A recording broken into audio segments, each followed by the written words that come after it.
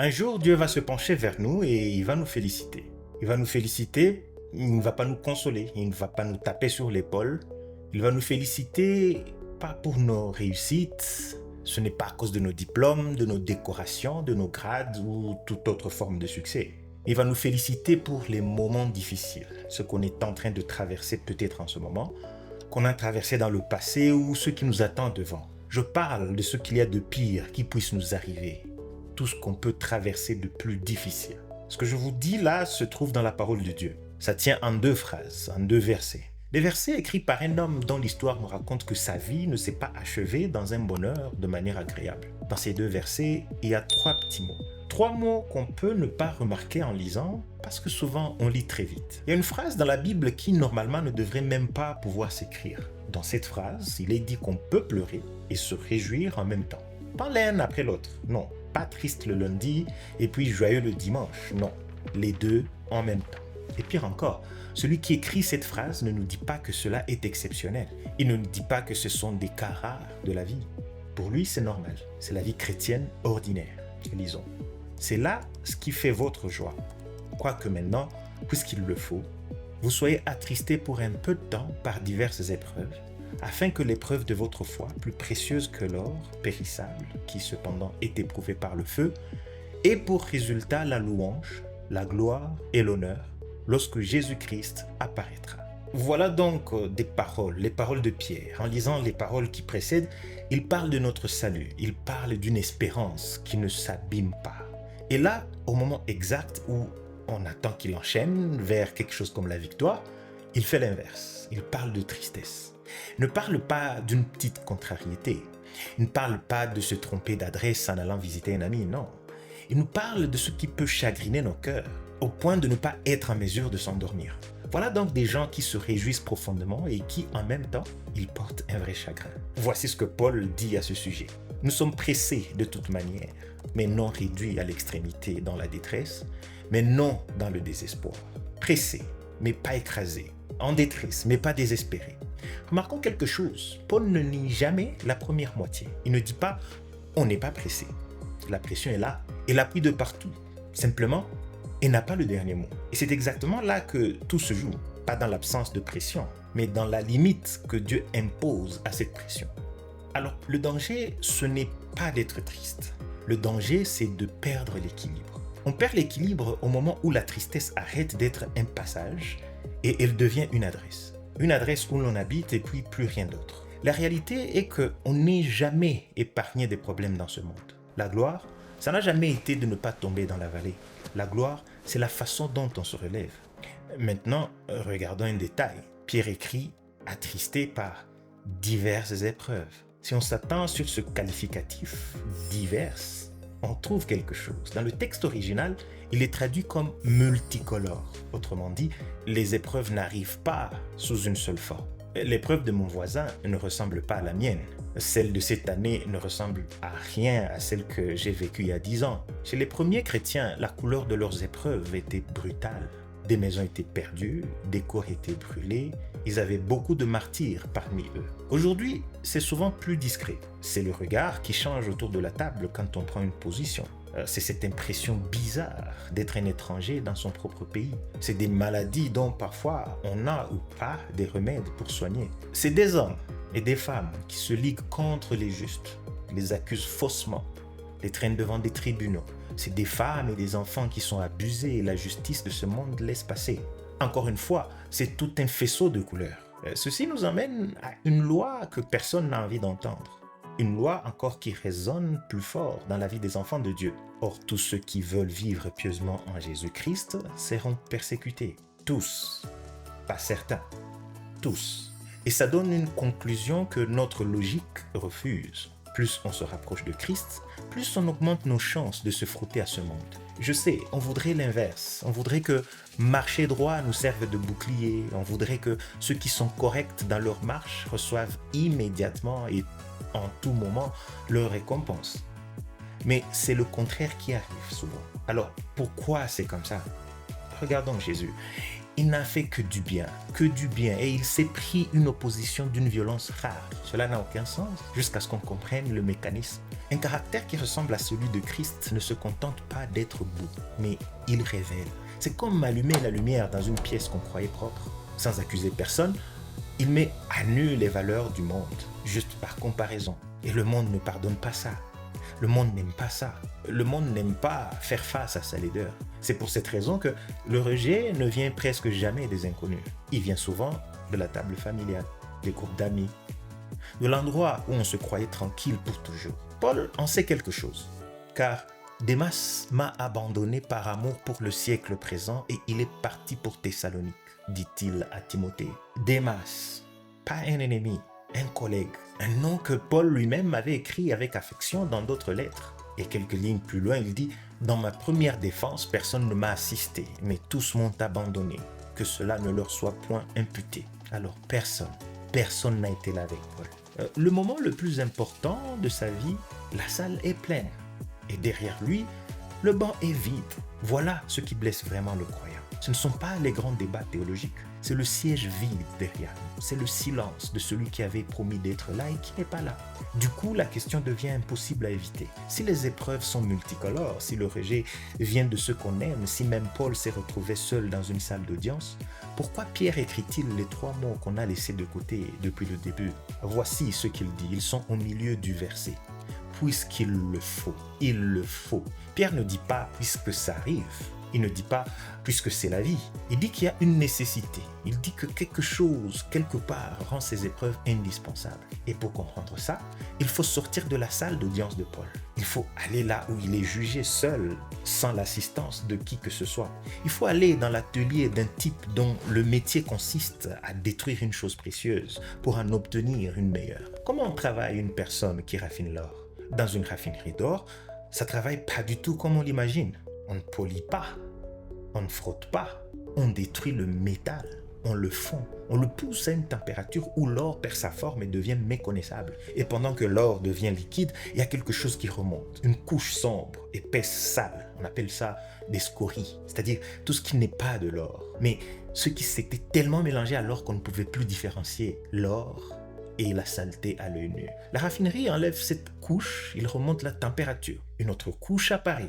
Il l'enlève aussi, encore et encore. Et il s'arrête quand? Le jour où, quand il se penche au-dessus du creuset et il voit son propre visage dans le métal. Pierre connaissait cette image et ce n'est pas un hasard s'il l'utilise pour expliquer nos larmes. Il regarde nos difficultés sous 2 angles. Le premier, c'est de comprendre pourquoi ces choses nous arrivent. Et ça, c'est important parce que la foi ne nous interdit pas de poser des questions. La mauvaise réaction, ce n'est pas le doute honnête, mais c'est le murmure, cette plainte basse, continue, cette grogne qui tourne en rond et qui use le cœur sans jamais l'éclairer. Reprenons la phrase complète. C'est là ce qui fait votre joie. Quoique maintenant, puisqu'il le faut, vous soyez attristés pour un peu de temps par diverses épreuves. Il y a une condition, c'est pourquoi il utilise l'expression « puisqu'il le faut ». Il y a une durée, c'est pourquoi Pierre dit « un peu de temps ». Et entre les deux, il y a une évidence qu'on n'aime pas admettre. Dans ce monde qui ne fait que couler, la difficulté n'est pas une anomalie, elle est inévitable. Il y a comme une fatalité dans l'expression « puisqu'il le faut ». Cela est inévitable. Et inévitable, ça ne veut pas dire accidentel. Rien ne nous est tombé dessus parce que Dieu regardait ailleurs. Chaque épreuve autorisée a un but. Et Pierre nous parle de 2 choses que Dieu poursuit. La première chose, c'est de nous discipliner. Le mot fait peur. À l'école, on a toujours eu peur du préfet ou du directeur de discipline. Mais discipliner dans la Bible, ce n'est pas punir pour se venger, mais c'est former. C'est ce que fait un père qui refuse de laisser son fils grandir de travers. Voici ce que l'auteur de l'Épître aux Hébreux dit. Car le Seigneur châtie celui qu'il aime et il frappe de la verge tous ceux qu'il reconnaît pour ses fils. Alors, si on regarde ce concept à l'envers une seconde, on comprend ceci. Si la correction est un signe d'amour, alors ne jamais être corrigé, ce n'est pas un privilège, c'est un abandon. Parfois, Dieu permet que la difficulté nous arrive parce qu'on n'a pas écouté. Il y a des leçons qu'on refuse d'apprendre par la parole, alors ils finissent par nous rejoindre par l'expérience. L'expérience m'a rendu sage. Le même chapitre ajoute que toute correction semble d'abord une source de tristesse, mais qu'elle produit plus tard un fruit paisible de justice. 2 mots à retenir là-dedans, c'est d'abord et plus tard.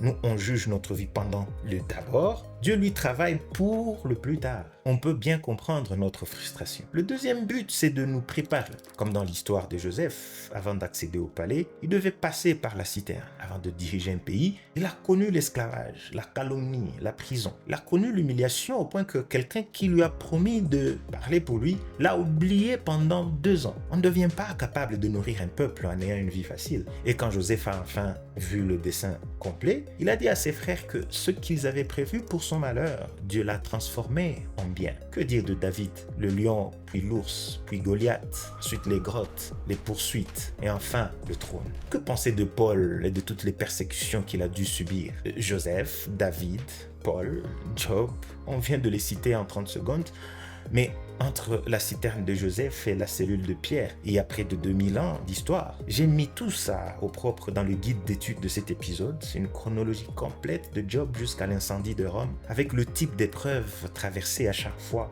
et les 16 passages cités intégralement. Le lien est dans la description via le QR code affiché à l'écran que vous pouvez scanner. Le même principe traverse toutes ces histoires. Nous aussi, nous ne sommes pas étrangers à cela. Une petite épreuve, c'est parfois et c'est souvent l'entraînement pour une plus grande épreuve. Ce qu'on vit en ce moment n'est peut-être pas le sommet de notre histoire. C'est peut-être la salle d'entraînement. Et notre angle sur lequel Pierre regarde ce qu'il est en train de nous dire, il est plus profond. Il parle du raffinage de la foi en nous. Voici ce qu'il dit. Afin que l'épreuve de votre foi, plus précieuse que l'or périssable. L'or, c'est ce que l'humanité a de plus stable. Les empires tombent, les monnaies s'effondrent. L'or reste. Mais Pierre lui dit que ce métal-là est périssable. Notre foi, elle, traverse la mort. Elle sera encore là lorsque Jésus-Christ apparaîtra, ce qui donne une conclusion assez folle. Dans la poitrine du croyant le plus ordinaire, il y a quelque chose qui vaut beaucoup plus que l'or. Malheureusement, on n'y prend point garde.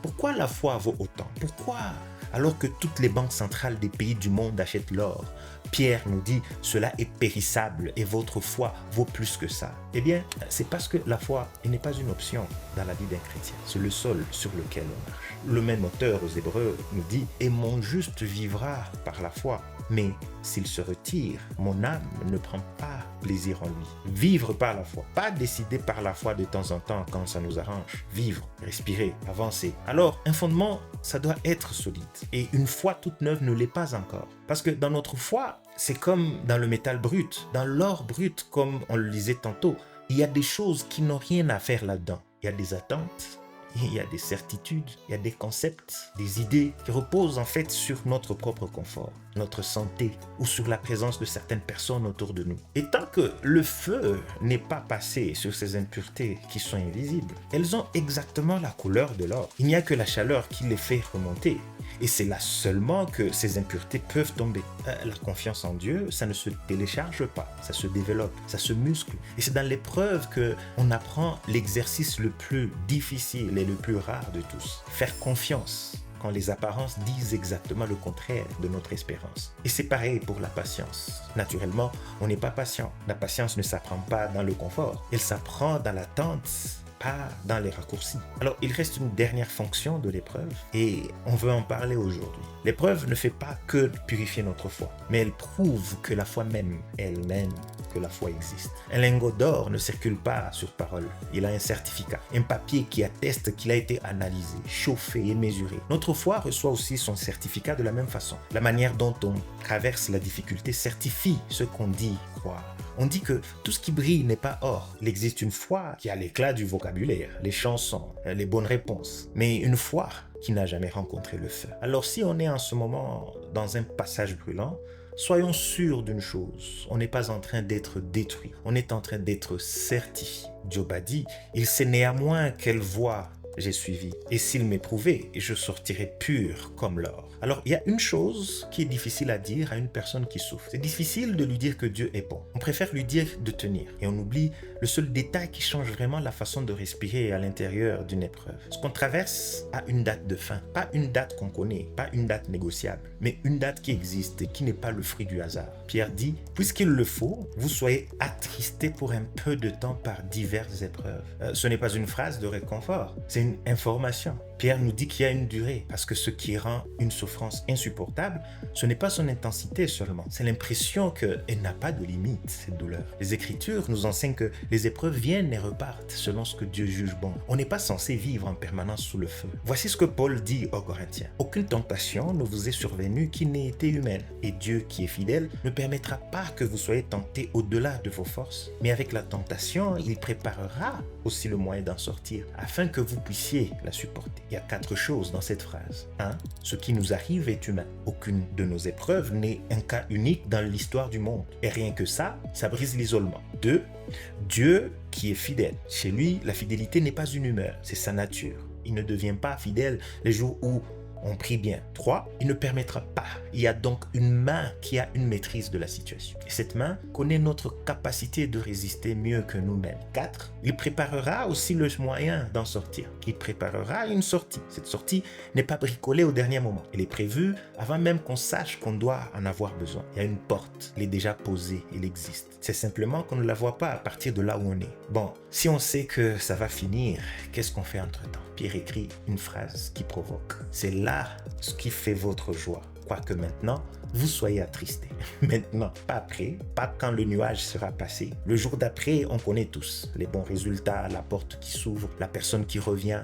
Rien d'extraordinaire là-dedans, n'importe qui éprouve cette joie. Mais la joie pendant, celle qui cohabite avec les larmes dans une pièce où rien n'a changé, celle-là ne s'explique pas toute seule. Elle vient d'où cette joie? Elle vient du fait qu'on ne vit pas uniquement dans nos circonstances. On vit en même temps dans l'espérance de notre salut. On a donc 2 réalités superposées. Comme un bâtiment en étage, au rez-de-chaussée, on a les factures, le diagnostic du médecin, le silence, la solitude, l'abandon, la fatigue. Et à l'étage, on a une vie qui ne pourrit pas. Une place gardée, un héritage qu'on ne peut pas nous retirer. Et voilà le point d'équilibre de toute notre foi. Le rez-de-chaussée ne commande pas l'étage. Nos circonstances peuvent secouer notre espérance, mais elles ne peuvent pas la changer. Jésus dit, « Je leur donne la vie éternelle et elles ne périront jamais et personne ne les ravira de ma main. » Alors il reste un aspect important. On mesure nos souffrances avec les instruments qu'on possède. Ces instruments, c'est la douleur qu'on ressent, le temps qu'on a perdu, ce que les autres pensent de nous ou beaucoup d'autres choses. Mais le problème est que ces instruments ne sont pas de bons instruments de mesure. Tous ces instruments sont faux. Paul dit aux Corinthiens, « Pour moi, il m'importe fort peu d'être jugé par vous ou par un tribunal humain. Je ne me juge pas non plus moi-même, car je me sens coupable de rien. Mais ce n'est pas pour cela que je suis justifié. Celui qui me juge, c'est le Seigneur. » Paul refuse le verdict des autres. Il n'a que faire de ce que les autres pensent de lui. Ça, à la limite, on peut le comprendre. Mais il refuse aussi son propre verdict sur sa vie, ses propres conclusions sur ses échecs, sur ses années perdues. Rien de tout ça n'est le jugement final pour lui. Combien d'entre nous portent depuis des années un auto-jugement, une sentence qu'on prononce contre soi-même? C'est pourquoi ne jugez de rien avant le temps, jusqu'à ce que vienne le Seigneur, qui mettra en lumière ce qui est caché dans les ténèbres et qui manifestera les desseins des cœurs. Alors chacun recevra de Dieu la louange qui lui sera due et un temps pour l'évaluation. Mais ce n'est pas maintenant. Le jour viendra où tout sera mis en lumière. Pas seulement les actes, mais les désirs des cœurs, les fidélités que personne n'a vues, les nuits où personne ne savait qu'on avait tenu. Car il nous faut tous comparaître devant le tribunal de Christ, afin que chacun reçoive selon le bien ou le mal qu'il aura fait, étant dans son corps. On a laissé une question ouverte depuis le début. Dans le texte qu'on a lu, Pierre dit que nos épreuves auront pour résultat la louange, la gloire et l'honneur lorsque Jésus apparaîtra. Cette gloire-là, elle revient à qui? Est-ce qu'elle est à Jésus ou à celui qui a souffert? En y regardant de près, on se rend compte qu'elle revient aux deux. La gloire, elle est à Dieu, évidemment. C'est Dieu qui a tenu le feu, qui a réglé la température, qui a enlevé chaque impureté et nous a jamais laissé fondre au-delà de ce qu'on pouvait supporter. Mais la gloire aussi, elle est à nous. Paul écrit noir sur blanc. Alors chacun recevra de Dieu la louange qui lui sera due. Dieu de l'univers, le maître des temps et des circonstances. Eh bien, un jour, il va se pencher vers des gens comme nous, des gens fatigués, des gens éprouvés, souvent en doute, et il va nous féliciter. Et Jésus a même donné des mots exacts. Son maître lui dit, « C'est bien, bon et fidèle serviteur. Tu as été fidèle en peu de choses, et je te confierai beaucoup. Entre dans la joie de ton maître. » Il dira, c'est bien, des mots simples, mais des mots que beaucoup d'entre nous attendent depuis l'enfance. Des mots qu'on n'a jamais entendus de la bouche de quelqu'un qui comptait pour nous. Ce jour-là, on les entendra de la bouche de celui qui compte vraiment. On a commencé par une contradiction, pleurer et se réjouir en même temps. Ce n'est pas impossible parce que ces deux choses ne se passent pas au même étage. On comprend que le rejet n'est pas un signe d'échec, mais c'est souvent le signe inverse. On comprend aussi que ce qui remonte à la surface du métal pendant qu'il est soumis à une forte température, ce n'est pas notre foi qui est en train d'être détruite, mais c'est tout ce qui est dedans qui n'a rien à voir avec cette foi qui est en train d'être enlevée. Le jugement définitif sur notre vie n'a pas encore été prononcé. Ça ne peut pas être prononcé par les autres, ni par nous. Tout ça pointe vers la fin du verset, lorsque Jésus-Christ apparaîtra. Voilà donc le rendez-vous. Nos épreuves ne flottent pas dans le vide. Elles pointent vers un moment où tout ce qui était caché va devenir visible. Ce qui donne la vraie récompense de ce passage, c'est que rien de ce qu'on traverse ne se perd. Pas une nuit blanche, pas une prière dite, prononcée sans réponse, pas une fidélité que personne n'a vue, pas une larme versée à 3 heures du matin alors que personne ne savait, pas une déception avalée en silence. Tu comptes les pas de ma vie errante, recueille mes larmes dans ton outre. Ne sont-elles pas inscrites dans ton livre? Nos larmes sont recueillies, elles sont conservées, elles sont inscrites. La souffrance n'a pas été un trou dans notre histoire. Ça a été un dépôt, un investissement qu'on ne pouvait pas voir grandir d'où on était. Alors concrètement, qu'est-ce qu'on doit faire? Maintenant qu'on connaît tout ça, il y a 3 choses. Nous avons 3 choses à faire. Premièrement, arrêtons de demander pourquoi moi et demandons plutôt pourquoi. Pourquoi pas moi? La première question cherche un coupable. La deuxième cherche un but. La première question nous enferme. La deuxième nous ouvre une porte. Deuxièmement, donnons à nos épreuves leur vraie durée. Qu'est-ce que je veux dire par là? La difficulté, l'épreuve, elle nous parle en utilisant des mots comme toujours, jamais. Ces mots-là sont faux. Pierre écrit pour un peu de temps. Et c'est Pierre qui a raison, même si cela semble durer pour nous, mais c'est pour peu de temps. En troisième lieu, arrêtons de rendre des verdicts sur notre propre vie avant l'heure. On ne juge pas un tableau qui est peint à moitié. Et je voudrais finir par ceci. Tout ce qu'on vient de voir tient dans 2 versets. 2 versets. On y a trouvé la nature de la joie, la raison de la souffrance, le rôle du feu, la durée de l'épreuve et le nom du jour où tout cela sera dévoilé. C'est ça l'écriture. Ce ne sont pas juste des jolies phrases à accrocher sur un mur. C'est un texte dense où chaque mot, même 3 petits mots comme puisqu'il le faut, porte un poids qu'une lecture rapide ne se rend jamais compte. La plupart des gens traversent la Bible entière sans jamais s'arrêter sur un mot. Nous voulons nous arrêter. Semaine après semaine. Si ça vous a nourri aujourd'hui, restez avec nous. Le prochain passage qu'on ouvrira ensemble contient lui aussi quelque chose qui nourrit l'âme dans l'attente du Seigneur. Et d'ici là, souvenons-nous d'une chose, notre histoire n'est pas finie. Nous sommes dans un atelier et le raffineur ne s'arrête que quand il voit son visage dans le métal. Et rien ne vaut plus que ressembler à Jésus-Christ tel qu'il est. À très bientôt.